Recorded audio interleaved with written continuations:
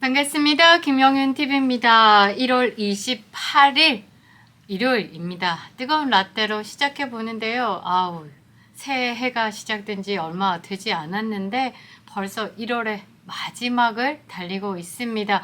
여러분들 타진요 기억하시죠? 타진요 놀이. 타블로에 진짜를 요구한다면서 타블로 학력 비리에 대해서 끝까지 파고들고 거의 악마화 시켰죠. 결국은 타블로, 가수 타블로의 학력은 진짜로 밝혀졌습니다. 제가 생각할 때는 아마 좌파들이 연예인을 대상으로 처음 가스라이팅, 지금 집요한 공격, 왜곡된 정보로 그 이미지 훼손을 한 사건이 아닌가라고 저는 생각해 보는데요. 지금 이 타진요 놀이에 제대로 걸려 있는 게 김건희 여사가 아닐까라고 생각합니다. 정말 출처도 알 수 없는 이런 의혹과 왜곡된 정보로 인해서 한 여성이 집요하게 스토킹 당하고 급기야 함정 취재 몰카 범죄 대상까지 됐습니다. 그런데 꾸준히 좌파들은 본질을 흐리면서 김건희 여사의 명품백 수수 사건, 디올 이런 식으로 가장 자극적인 문구를 선점해서 프레임 작업을 하고 있다.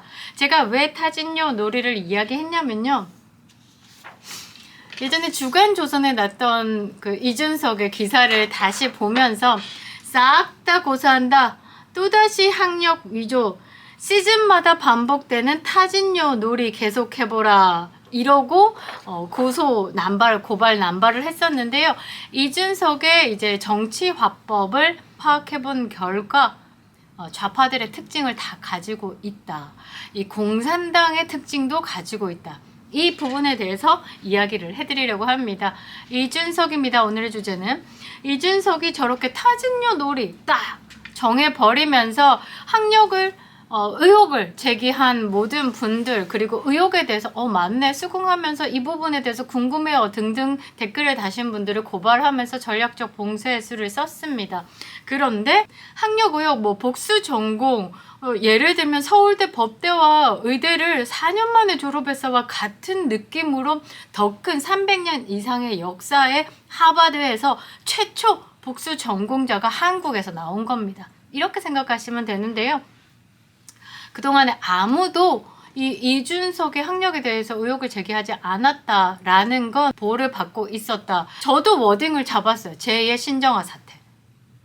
근데 이게 약한 것 같아요. 그러니까 꾸준하고 집요하게 그러니까 목적을 하나를 두고 비열해도 상관없다. 좌파들의 특징이. 뭐라도 상관없다. 오로지 목적 하나를 두고 말이 이렇게 가두고 앞만 보고 달리든.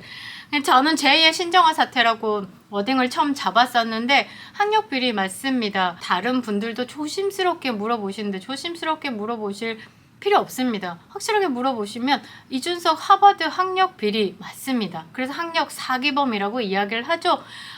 복수 전공 12년, 지금 13년 차 대한민국을 속여왔고요. 하버드 나 마지막 남은 컴퓨터 사이언스에 대한 졸업 요건도 갖추지 못했습니다.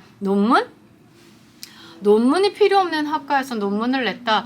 그 하버드라는 그 명함으로 정치판에 들어와서 정치질 하기 위한 기본적인 조건을 갖췄다 정도로 저는 생각하고 있고요. 대한민국 과학 장학생으로 돈을 받고 갔으면 과학생으로 풀려야죠.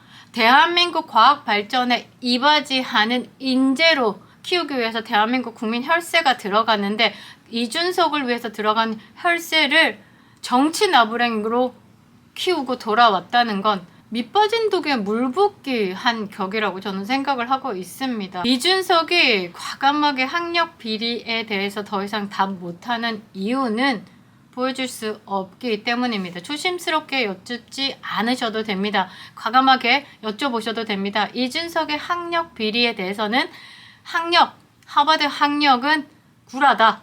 학력 사기범이다. 제2의 신정아 사태라고 이야기합니다.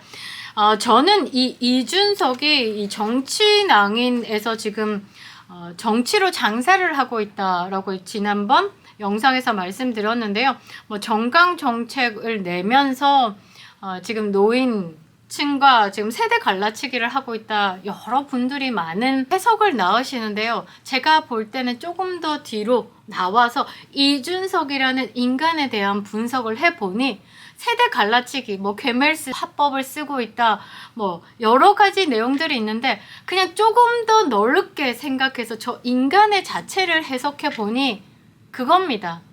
강한 자극. 이게 뭐냐면요. 뭐 신당을 창당한다, 6만 명 구글폼, 4만 명 구글폼, 거기에 베이스는 그래 한번 해봐, 네 말 뭐 맞는 가상 공간에서 뭐해, 이 베이스가 깔려 있으니 쏙이 탄 거예요. 똥줄이 탄 거죠. 그래서 정강 정책을 막 내고 했는데 처음 빵 터진 게 삼성전자 200만 원입니다. 점점 죽어서 언론에서 이준석이 보이지 않을 때 한동훈에 밀려서 꾹꾹꾹꾹 다지고 있어요. 갑자기 삼성전자 200만 원에 빵! 미친 발상! 그 다음에 경제학을 나왔다고 국민의 12년을 속여왔던 입에서 나오는 게 삼성전자 200만 원. 시가총액을 1경 3천조로 만들어 버리며 정말 삼성전자 200만 원 시대? 말도 안 되는 뭐 애플, 구글, 마이크로소프트, 페이스북 다 사고도 남는 정도, 뭐 대한민국 이 정도면 삼성전자를 200만 원 시대가 아니라 삼성전자를 진짜 쓰레기로 만들겠다. 뭐 경제 상식도 없다. 그래서 빵 한 번 터졌죠. 언론에서 좀 다뤄주네? 더 강한 것. 그 다음에 나온 게 떡볶이 방지법 나왔는데 약했어요. 그 다음 나온 게 노인 무임승차 폐지를 들고 나온 겁니다. 그래서 저는 그래요. 뭐 세대 갈라치기 이미 해왔던 짓에서 왔다 갔다 그 정도인데 더 큰 포인트는 뭐냐? 나 신당 차렸어. 나 개혁의 신당인지 개당인지 합당도 했어. 나 좀 봐줘. 언론에서 나 좀 많이 다뤄줘. 많이 불러줘. 이 베이스라고 저는 봐요. 그래서 조금 더 강하게 내리쳤다. 분명 이렇게 노인 무임승차 폐지에 대해서 올리면 그동안에 이제 그 김은경 사진에 귀싸대기 땡기셨던 그 노인 회장님 발끈하고 세대가 발끈한다는 것 왜 모릅니까? 압니다.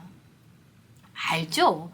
그런데 또 포인트는 뭐였냐면 이 노인층의 반발 그리고 노인 회장님하고 뭐 붙을 내용들 붙었을 때 보니까 눈도 못 마주치더라고요. 그런 내용들이 어떤 식으로 젊은 층에게 어필할 것인지까지도 생각을 했을 거다. 봐라 틀딱이니 노인들이니 뭐 이런 식으로. 제가 공산당하고 가깝다 자꾸 이야기를 하는 게 뭐냐면요. 중국 공산당은 최고 존엄을 모시잖아요. 최고 존엄. 근데 중국이란 사회가 유교 사상이 꽉 차 있었죠. 우리가 공자, 노자 거기는 유교 사상을 바탕으로 중국이 발전을 해왔죠. 사회주의 국가 안에 중국의 공산당이 집권하면서 노인을 공경하고 이게 필요 없는 거예요. 최고 존엄 하나 누구? 1. 주석만. 대가리 하나만 모셔야 되는 거기 때문에 이 유교 사상과 맞지가 않는 거예요. 그래서 중국은 노인 비하, 노인 폄하 다 누른 거예요.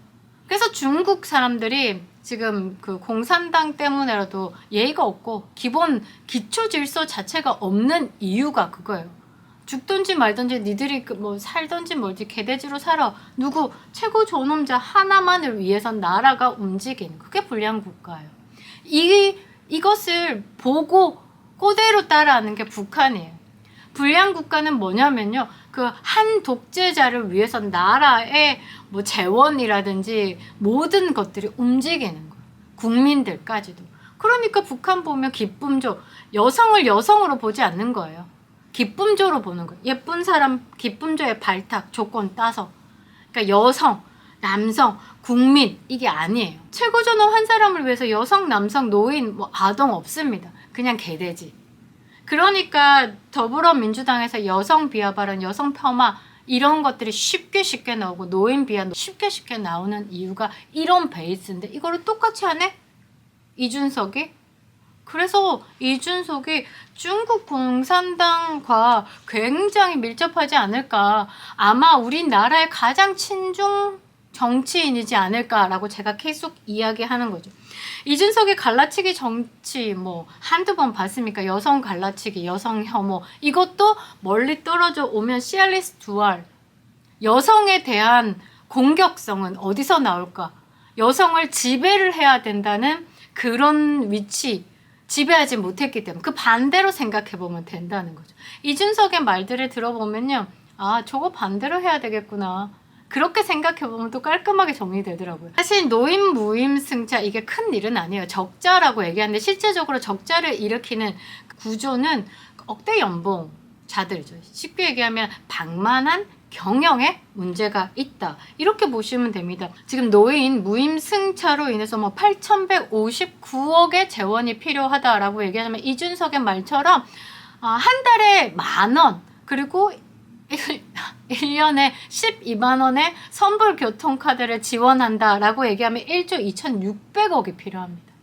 그러니까 이거 제가 볼 때는 예전에 이재명의 그 3만 원 교통카드 뿌리겠다라고 했을 때 어디서 재원을 조달할 거냐 했을 때 말 못하고 옆에 사람 보면서 엉뚱한 말 나왔을 때 것처럼 그냥 표퓰리즘 뿌리고 말고 생각도 없고 그냥 여기 앞에 조삼모사식으로 살고 있다. 정책을 하려면요, 하나의 정책을 내기 위해서는 그 데이터베이스가 어마어마하고, 사실 그 뭐 주변이라든지 아니면 그 뒤에 페이퍼들이 한 7, 80장은 붙어야 돼요.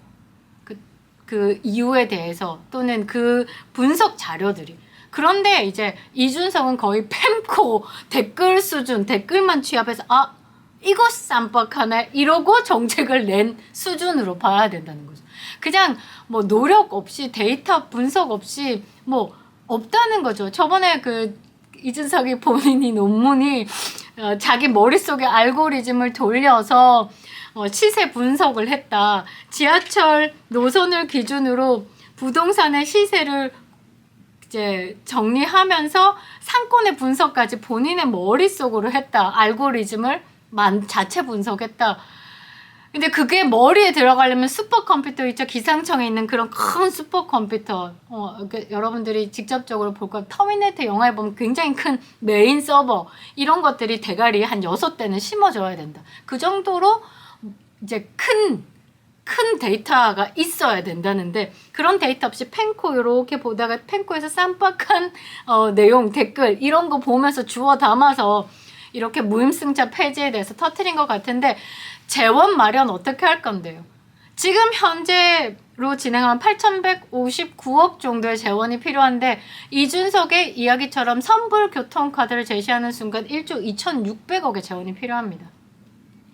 그러니까 생각 안 했다는 거죠. 약 1.5배가 더 드는데도 괜찮다라고 얘기하면 거기에 맞는 또 합리적인 변명이 또 생기겠죠. 본인을 합리화하기 바쁠 겁니다. 결국은 전략도 고려하지 않고 재원도 고려하지 않은 그냥 덩어리, 세대 갈라치기. 그래서 그 세대를 넘어선 본인의 표만 원한다. 그러니까 제가 볼 때는 이준석은 어떤 지역구를 선택해서 지역구에 도전하겠다라는 생각은 없어요. 중앙 정치하겠다. 지금 현재 뭐 비대위 김경률 중앙에서 얼굴 좀 알리고 나의 승리와는 상관없다. 난 다음에 있어. 이런 느낌으로 가고 있다는 거죠. 사실 노인들의 무임승차에는 굉장히 많은 의미들이 있어요. 연구 결과 신체, 정신이 훨씬 더 건강했다. 자주 다니시는 분들이 삶의 질도 향상됐고요. 이동의 편의성이 단순히 이동으로만 끝나지는 않는다. 사회적 활동성과 접근성, 그다음에 뭐 이런 만남들이 주어지면서 이제 사회적 활동에 참여할 수 있는 기회도 많아지고, 이게 또 오랜 건강으로 제2의 경제 활동으로도 이어지니까 사회 입장에서는 이렇게 노인층, 지금 사실 우리가 고령화 사회로 접어들었잖아요. 출생률은 하위 제일 낮고, 그러면 이 고령화 사회 안에서 국가 차원에서의 복지가 들어갈 때 이런 건강 문제에서 조금 그러니까 더 많은 재원을 투입하지 않기 위해서는 노인들의 신체 건강이 굉장히 오랜 시간 유지된다는 게 굉장히 중요한데, 여기에 큰 몫을 하고 있는 것이 노인 무임승차. 그러니까 앞뒤 상황 전체 경제 흐름 없이 그냥 보이는 것만, 듣는 것만으로 그냥 쉽게 하면 가벼운 입을 놀렸다라는 게 결론이고요. 저는 뭐 이런 지금 노인 무임승차에 대해서 많은 부분에서 설명을 해주셨기 때문에 저는 그냥 이준석이 가장 크게 포인트 잡았던 거는요. 삼성전자 200만 원 이후에 또 점점점 언론에서 페이지를 줄이고 메이저에서 안 다뤄주고, 메이저에서는 주로 한동훈 비대위에 대해서 자꾸 스포트라이트가 가고 있으니 관종 준석께서는 이제 힘든 거야, 마음이. 내가 무리해서라도 뭔가를 터트려야 되는데 뭘 터트리면 나를 봐주지? 자해하는 그런 기분으로 노인들의 무임승차 폐지를 던졌다.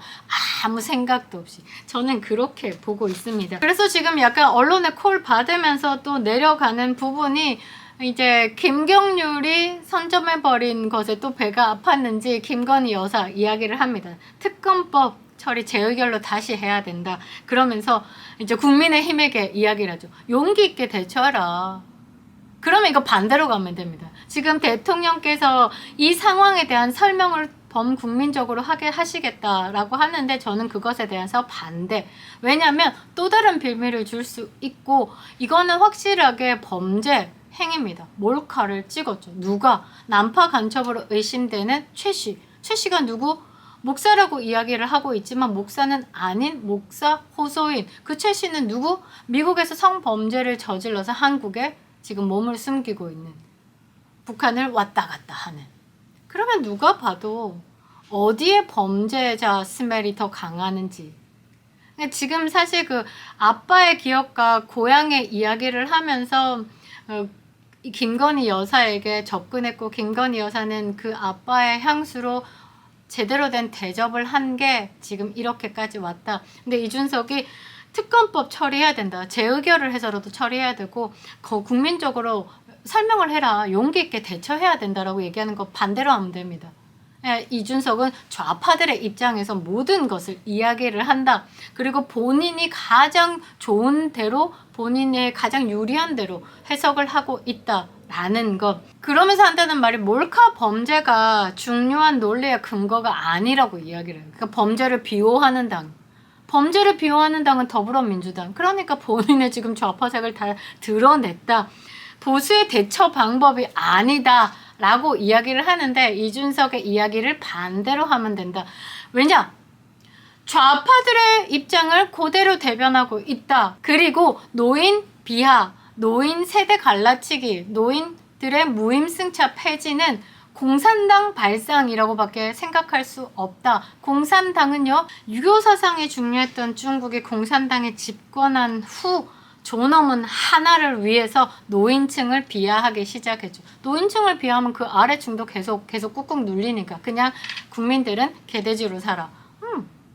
이준석이 왜 이렇게 사회적 약자를 갈라치기 하고 더 누르는지는 저는 공산당과 같은 색을 가지고 있다라고 보고 있습니다. 다음 편 안철수와 이준석의 편을 다루면서 조금 더 강하게 잡도록 하겠습니다. 좋은 하루 되시기 바랍니다.